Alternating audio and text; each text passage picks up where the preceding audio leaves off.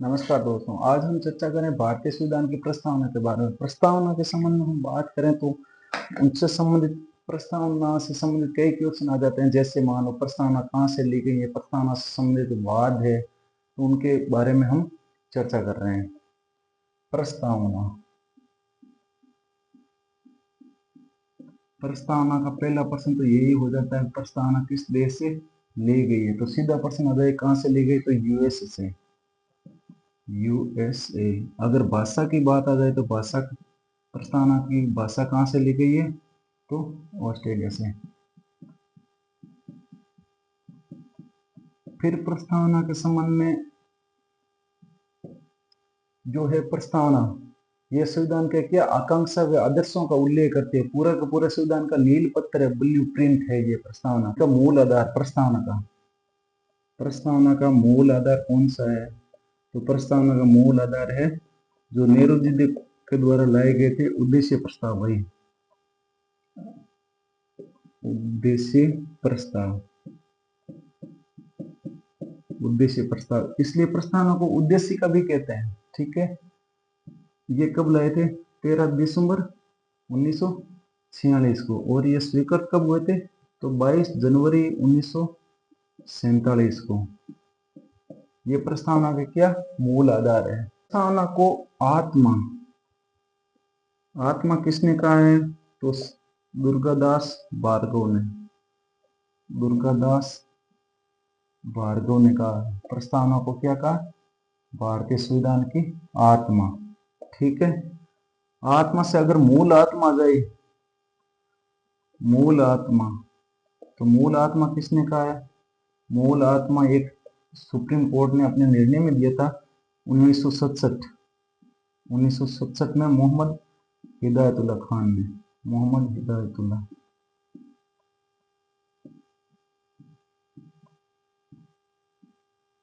ठीक है, आत्मा और मूल आत्मा की बातें हो गई। उसके बाद में एक आत्मा थोड़ा है अलग है, वो कथन है। कथन का ध्यान रखना अपने को। कथन, कथन क्या है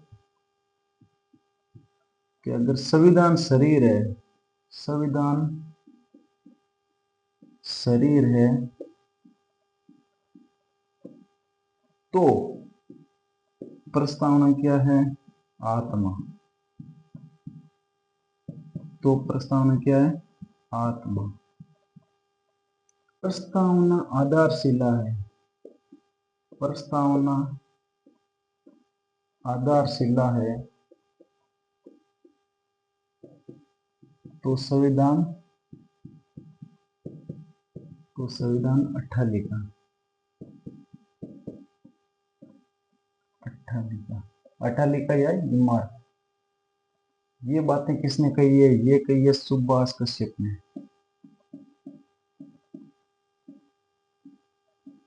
सुभाष कश्यप ने। ठीक है, उनके साथ में एक बारकर, बारकर ने क्या कहा था, बारकर ने कुंजी नोट कहा था, कुंजी नोट। के मुंशी, जिनकी हमने बात की थी प्रारूप समिति में, के मुंशी ने क्या कहा था, जन्म पत्री या कुंडली, इनको का प्रस्तावना को। और आत्मा के संबंध में एक थोड़ा ये ध्यान रखना कि प्रस्तावना को आत्मा नहीं कहा कि इन्होंने, डॉक्टर अंबेडकर ने क्या कहा है, डॉक्टर अंबेडकर, डॉक्टर अंबेडकर ने आत्मा तो कहा है, लेकिन कहा किसको है, अनुच्छेद 32 को, वो संवैधानिक उपचारों का आधार है ना, उसे क्या कहा है, संविधान की संविधान की प्रस्तावना के जो वाद आए हैं तो उनके बारे में हम चर्चा कर लेते हैं।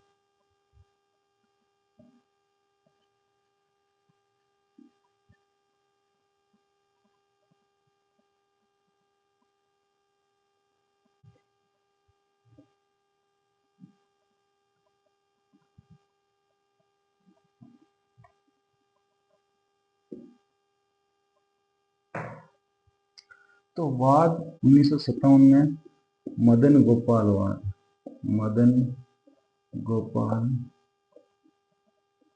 वाद। ठीक है। 1960 में इंद्री बेरुवाड़ी वाद।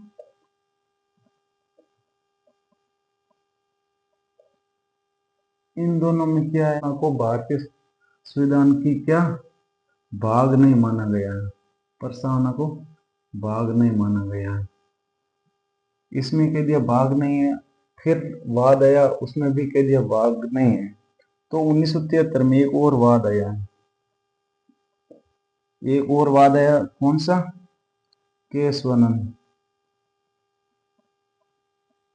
केशवानंद भारती वाद, जो बहुत ही ज्यादा इंपॉर्टेंट है। 13 न्यायाधीशों की पीठ, संविधान पीठ बैठी थी, जिसमें क्या कह दिया गया, प्रस्तावना को, प्रस्तावना संविधान का भाग भी है और संसद क्या कर सकती है, इसमें संसद संशोधन भी कर सकती है, संशोधन भी कर सकती है। ये निर्णय कब आया था, 24 अप्रैल 1973 को। तो इसके साथ में जैसे ही कहा कि संसद संशोधन कर सकती है, तो 42वां संविधान संशोधन, 42वां संविधान संशोधन 1976 में, जिसे क्या छोटा संविधान, लघु मिनी संविधान कहा जाता है। प्रधानमंत्री थे उस समय इंदिरा गांधी, ये रेट में भी प्रश्न आया था। ठीक है, इसमें क्या कर दिया था, प्रस्तावना में संशोधन कर दिया गया था, जिसमें 3 शब्द जोड़े गए थे, समाजवाद, समाजवाद, पंथ निरपेक्षता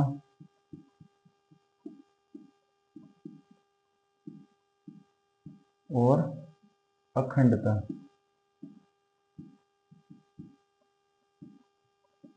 अखंडता।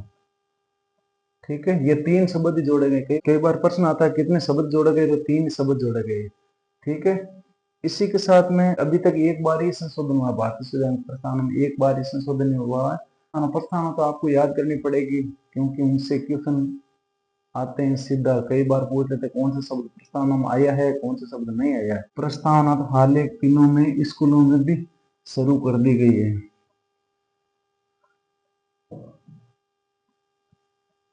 प्रस्तावना में हम भारत के लोग, हम भारत के लोग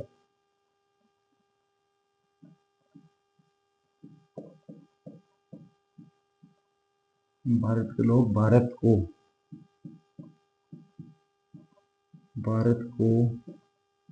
संपूर्ण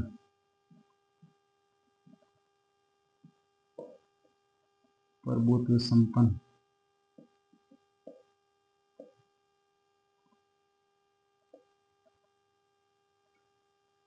हम भारत के लोग भारत को संपूर्ण प्रभुत्व संपन्न समाजवाद,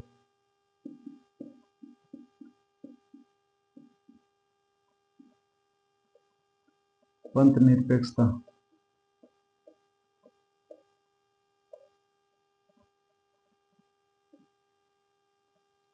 लोकतंत्रात्मक,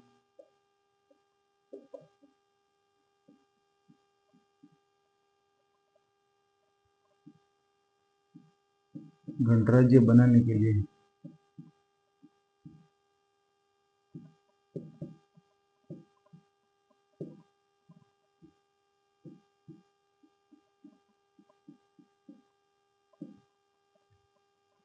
गणराज्य बनाने के लिए सामाजिक,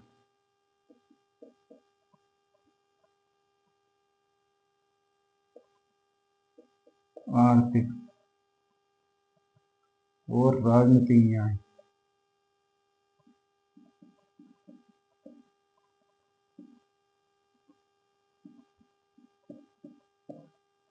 ये विचार, विचार, अभिव्यक्ति, विश्वास, धर्म और उपासना, और उपासना, ये स्वतंत्रता,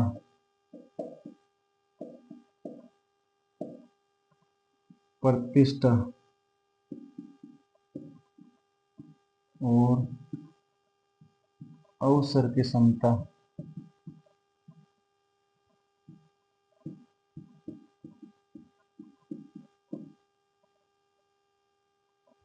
प्राप्त करने के लिए, कराने के लिए,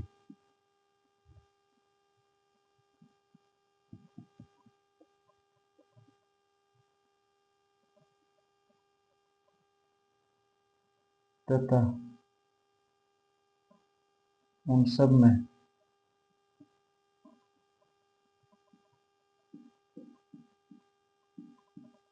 व्यक्ति की गरिमा गरिमा और राष्ट्र की एकता व अखंडता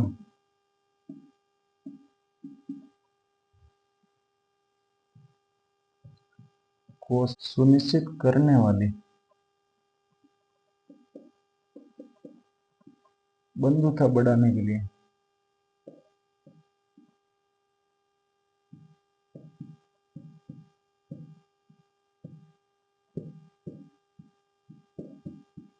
बंधुता बढ़ाने के लिए दृढ़ संकल्प होकर हम आज 26 नवंबर 1949 माघ शीर्ष शुक्ल सप्तमी माघ शीर्ष शुक्ल सप्तमी संवत 2006 विक्रमी को एतद द्वारा अंगीकृत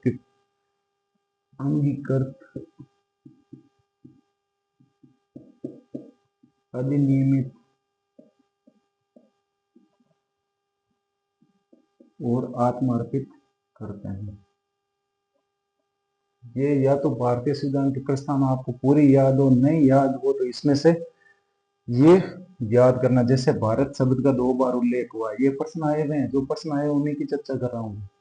भारत के लोग भारत को संपूर्ण प्रभुत्व संपन्न समाज और पंथ लोकतंत्र गणराज्य बनाने के लिए तथा उसके समस्त नागरिकों को तथा उसके समस्त नागरिकों को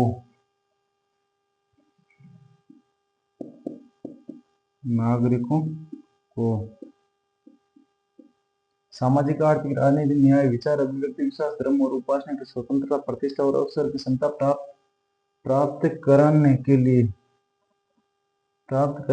लिए तथा उन सब में भक्ति की गरिमा और राष्ट्र की एकता व अखंडता को सुनिश्चित करने वाली बंधुता बढ़ाने के लिए हम आज दृढ़ संकल्प होकर 26 नवंबर 2006 विक्रमी मार्च सप्तमी को एतद द्वारा अंगीकृत, अधिनियमित और आत्मार्पित करते हैं। ये भारतीय संविधान की प्रस्तावना है। तो प्रस्तावना में से क्या क्वेश्चन आएंगे, आ सकते हैं, आए हुए हैं। तो भारत का उल्लेख 2 बार, न्याय कितना का उल्लेख किया गया, 3 प्रकार का न्याय है, न्याय 3 प्रकार का। स्वतंत्रता कितनी है, तो 5 प्रकार की है। प्रतिष्ठा और अवसर की समता, ये क्या ली गई, ये संकल्प ली गई। इनको ये प्रश्न एक बार है, ये क्या है, संकल्प है, ठीक है।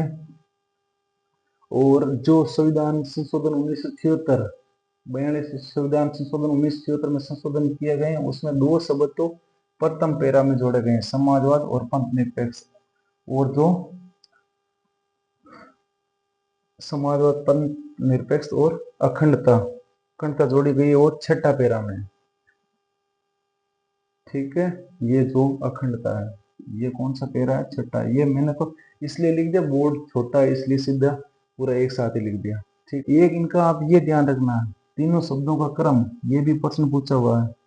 अंगीकृत, अधिनियमित और आत्मा अर्पित, ये तीनों शब्दों का ही प्रश्न पूछा गया, मतलब इनका क्रम से भी प्रश्न पूछा गया। क्रम, इनका क्रम क्या है, तो ये क्रम भी ध्यान रखना अपने को। जय हिंद।